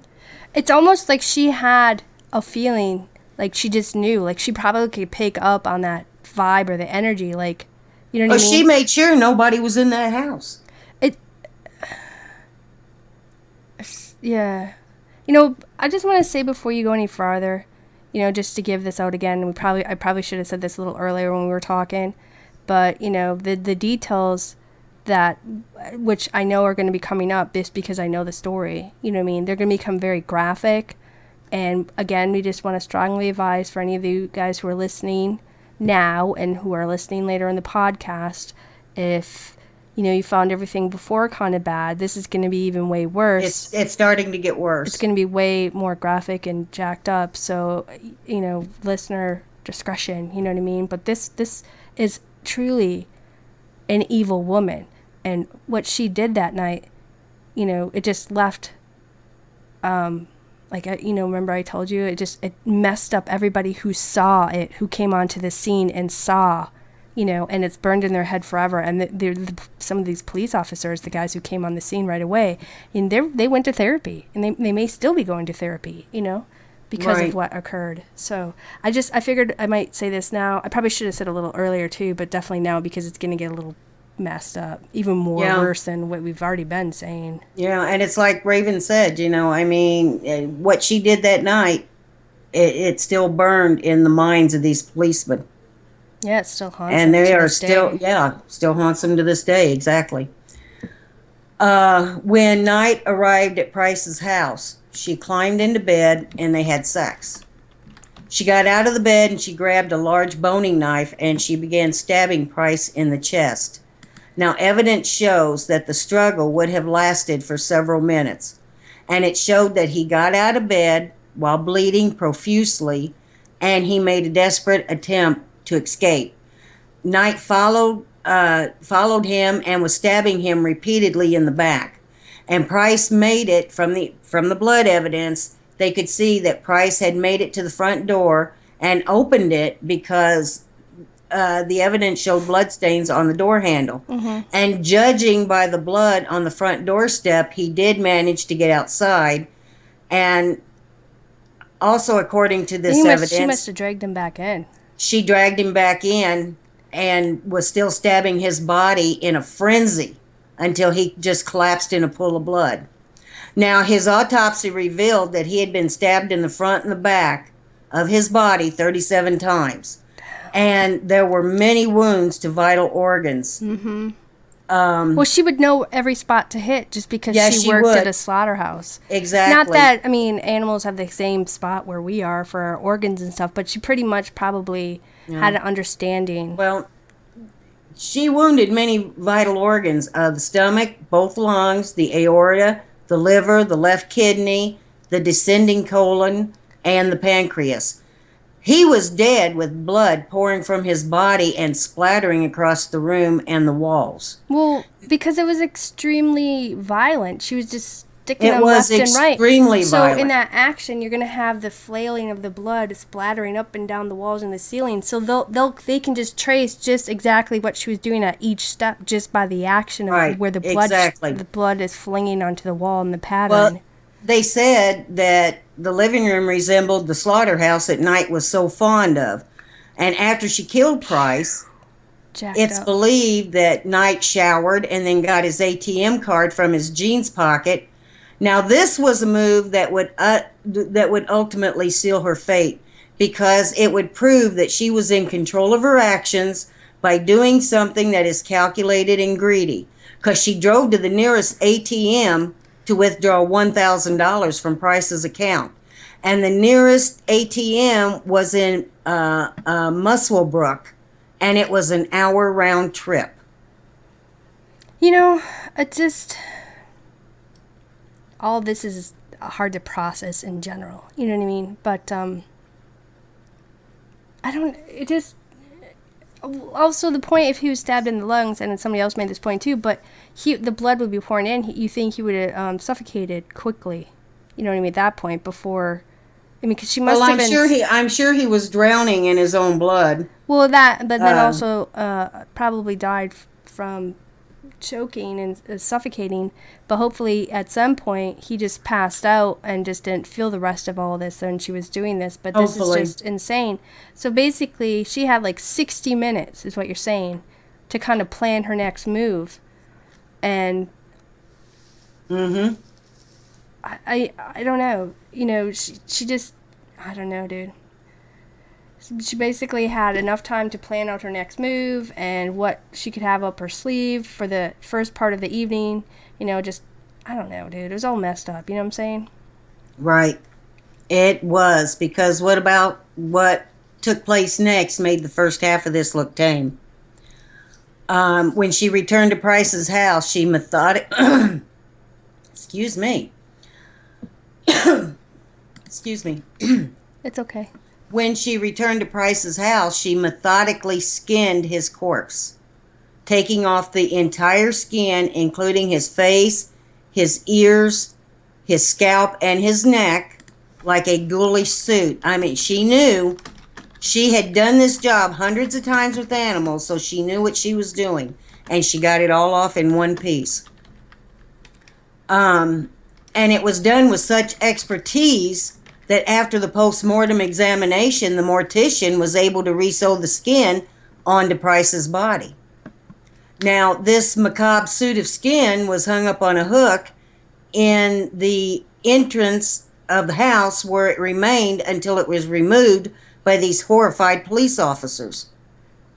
And when they first saw it, they weren't sure what they were looking at until they recognized hair, facial features, and limbs. And once she removed the skin, she chopped off his head and she cooked it in a large pot on the stove with vegetables, like a sickening stew. This woman is just freaking insane. Yeah. Like Megan. Insane doesn't cover what this woman was. Well, here, this is what Megan said in chat. Shades of Ed Gein. You know, yeah. It's kind of like him.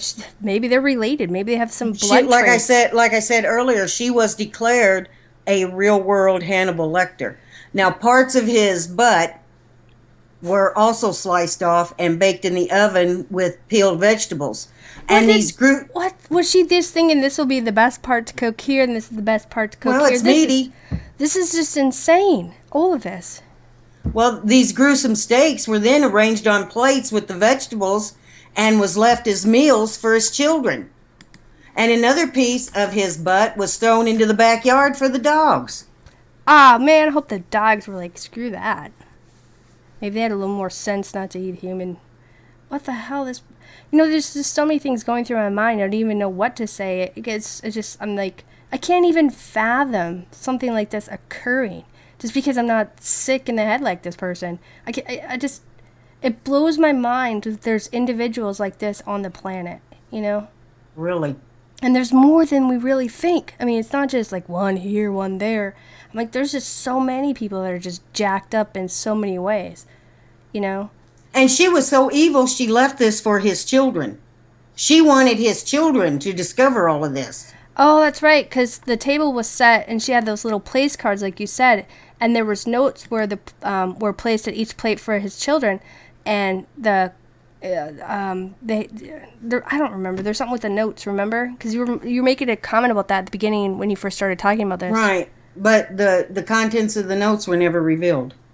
Yeah, I don't know, but I know you making a comment, but she put stuff down by the plates. Like everything wasn't revealed. They didn't show the video. They didn't want that ever released. There were a lot of things on the news. that were not. It wasn't really in the newspaper and everything. So they're really hiding all of this stuff as much as they could because it was just too dang nasty and gory. And in a final, and in a final act of defilement to Price's body, she arranged what was left of his corpse in an armchair with his legs crossed and his arms holding an empty drink bottle. And then she swallowed an assortment of prescription drugs in a half-hearted attempt to overdose, and she went to the bedroom and fell into a deep sleep. Now, when Price didn't turn up at work on the morning of March 1st, people began to worry because he was not the kind of person who would not just show up without letting his manager know. Yeah. So his boss tried to call him, but there was no answer. And neighbors noticed his car was in the driveway and his work boots were at the front door. Now, when one of his neighbors came to check on him, he saw the blood on the door handle and he called the police. Yeah. Now, this was 8 a.m. when the police arrived, and nothing could have prepared the officers for what they saw inside. You think they would have saw the blood on the ground outside, too, if she dragged Well, they him did. in? They saw all of this. This is why this person called the police, because he saw this blood not only on the door handle, but on the front stoop, I guess you would call it. Right. And he just called the police. Man, this is just... There was blood from one end of the house to the other. Yeah. In the kitchen, the police found a pot that was still warm on the stove and 2 meals waiting on the table. And after taking a good look at it, it didn't take them long to realize what the meal was. And they found Knight sound asleep in the bedroom. Now, despite the elaborate preparation of the meal and the desecration of the corpse, under intense questioning, Knight claimed she had no recollection of what had happened that night. But you know what? No, check this out. Maybe she didn't. Maybe she just snapped, and then they always talk about sometimes those people, they just, if she had that bipolar, or what did you say, dissociate, different personalities? Borderline personality disorder. Right, but if she was like a sociopath or she was schizophrenic or any of that stuff, maybe she went away and another personality came out because of the extreme rage or anger or whatever else. She might have blacked out in it. I don't believe that. I don't believe that for one fact. Maybe not for her, but I meant there are cases of that happening. Oh, absolutely, and I will agree with that, but I don't agree with it in her case for one simple fact. She took his ATM card and stole $1,000 out of his account. Right. If it hadn't been for that, she might have had a chance. Maybe, yeah. But it has and does occur with other individuals, but not this individual. But it just made me think that, well, maybe she might have not remembered. But you're right, she was totally in her... Well, in her record of interview taken on March 4th, she claimed she had no recollection of the events surrounding Price's death. She claimed amnesia. Now, nobody believed her story, especially when records show that she had been at that ATM at 2 a.m. Right. withdrawing money in the time between stabbing Price and skinning him. So, eventually, she did plead guilty to murder, thankfully sparing Price's distraught family and friends from having to sit through weeks of absolutely horrendous evidence. And at her sentencing, Katherine Knight became the only woman in Australia to be sentenced to life without the possibility of parole. And she will spend the rest of her days at the Silverwater Women's Correction Center, where she works as a cleaner. They keep her away from her so-called beloved knives. But this woman was pure evil. I don't care what they say. They brought in psychiatrist after psychiatrist after psychiatrist explaining this woman's personality disorder. Right. And I'm not saying I was just throwing out different things, because who knows everything that she had. But I'm not saying just because some people do have schizophrenia and they're not bad Right. people, they're not killers, they're not anything else. But my mind is just kind of like blowing right now by the story that you're telling. So I'm just kind of like lost for words or whatever. So I don't mean I was lost to for words when I read this. offend anybody, but I'm just like, this just totally, it blows me out of the water because most women who are killers aren't as extreme as this woman was. Okay, most of the ones that we read about are a little bit more If tamer, you read about psycho. women serial killers through history, Well, that's why we have this series. their weapon of choice is usually poison. Now that's not to say all of them, but the majority of them use poison. And nowadays, I guess they use guns and knives or whatever they can get their hands on. But but this woman chose knives. She was skilled at what she did. I mean, she took his skin off from his entire body in one piece. Yeah, but she was a butcher, okay? Exactly. And no offense, but butchers have more skill than surgeons do. You know what I mean? But this woman was straight up insane from day one. I mean, didn't you say that she was sexually assaulted by her own family members? She claimed she was. There was no proof of it. A lot of what she claimed, like she even claimed she was brutalizing these men. Okay, Whoa, there's no yeah. other way of putting it. She was brutalizing these men. Yeah. And then she would claim that they were violent toward her. I don't think so. I don't think they were I don't. at all. You know how you get Every man in her life ran from her for his life. Yeah, but you know how what do they call it? What I don't know. My mind is blanking. But you know how people are like, how can you stay with somebody who abuses you and what's wrong? You're just weak or you're this whatever. But they have this what is it that they say that I want? There's like this word and I forgot what it is. I don't even know what word you're thinking of. You're trying to think of. No, but like Stockholm syndrome and stuff like that. You know what I'm trying to say? They get stuck in this mind frame because their abuser kind of has broken them down so much, and maybe she had manipulated and broke them down, and the reason why they kept coming back to her because they loved her, but I don't know. I mean, I can't. I guess I think can't they were even afraid of her. I just can't even think of She manipulated people. She was good at manipulating people. And like I said before, they all said the same thing. When she was in a good mood, she was just absolutely one of the kindest people you ever met in your life. But they didn't know what would set her off, Right. or when it would happen, what would cause it, or anything. And and don't get me wrong, I am not insulting you guys that are listening. But a lot of men are not going to admit that their woman is beating the crap out of them. Well, right. It affects their ego and everything but like else, I said, every man in her life ran for their lives ran from for the her. hills. Yeah. But the thing is with this woman obviously had something, and not everybody who may have a borderline personality disorder or any of other things that we might have mentioned turn into killers or hurt people or do anything bad.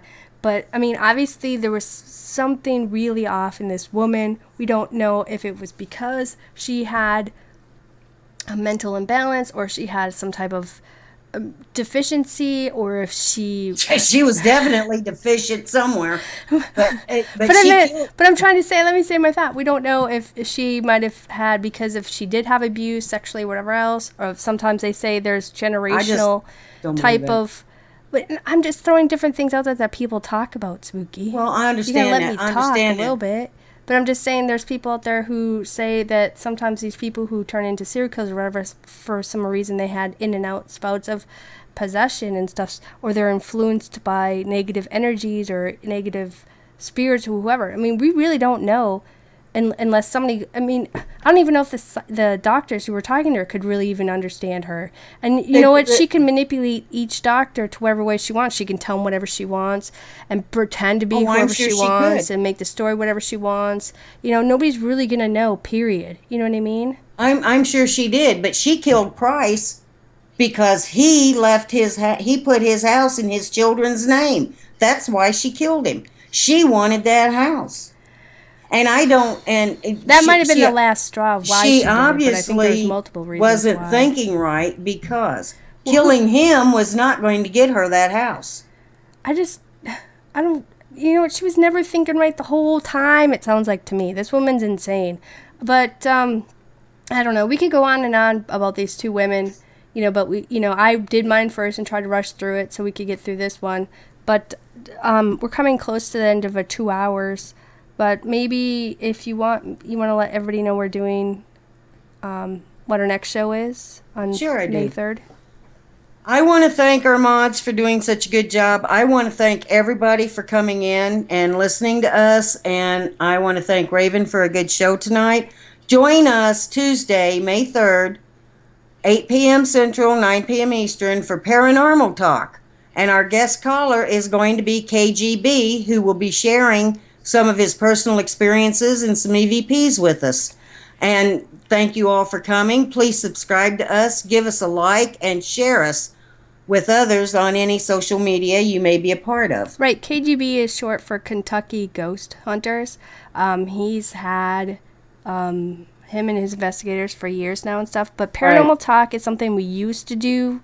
Like in the beginning, we started 2 years ago. It'd be like a once-a-month topic where we invite you, our listeners, if you guys ever wanted to come on and share your photos, your EVPs, or your videos, or even your own personal experiences with the viewers and with us.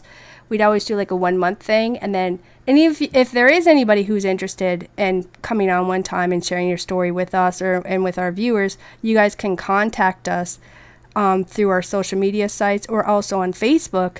And, we'll talk to you and find out and, set up another Paranormal Talk Night. Paranormal Talk Night is just a basically open night where we banter about different things when it comes to paranormal, just stuff that me and her have experienced, also just kind of bantering with our guest or whatever. But we're taking an easy show, whatever, because Spooky's going to go do a little ghost hunting stuff this weekend. But Yep.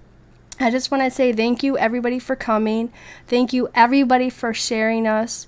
And we really enjoy the banter that you guys do in the show and stuff. We'll see you guys at other shows. And also, if you want show reminders, all you have to do is to go down and click on the little cogwheel down by Spooky&Raven name. And you can go and click to get show reminders. Go ahead and subscribe if you haven't. You can also sign up for email reminders at our website. Or you can contact us there too if you ever want to suggest a show or whatever. And thank you, Spooky, thank you, mods, thank you, everybody, and we'll see you next week, hopefully. So that's all I have to say, Spooky. Good night. Good night, guys.